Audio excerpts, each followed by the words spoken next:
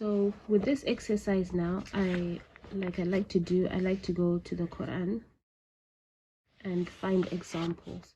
But when you open up the next page, here, it carries on with more examples.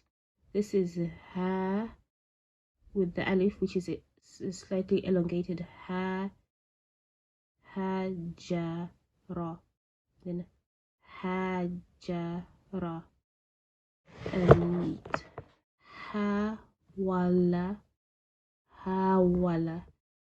So it shows you what the letter is like in the beginning, the middle, and the end, and then joined together.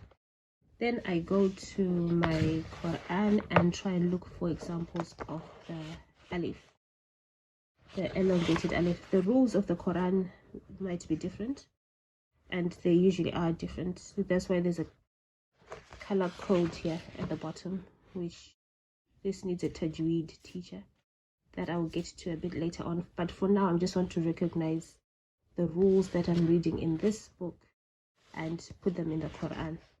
And then just to identify the letters, here is the ja, the elongated ja. Here is the alif, the one that makes a letter longer. I'm sure the rules in the Quran are different, but for me, it's just to recognize that what I'm reading, like here, where the letter becomes longer. Ja, there it is, and there, and there are quite a few examples of that. And here is the example of the lam alif.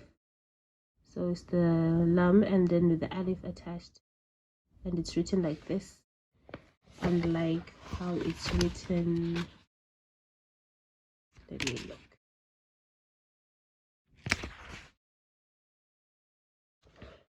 There it is, lam alif there, and this lam alif there, and this is what it looks like here in the Quran.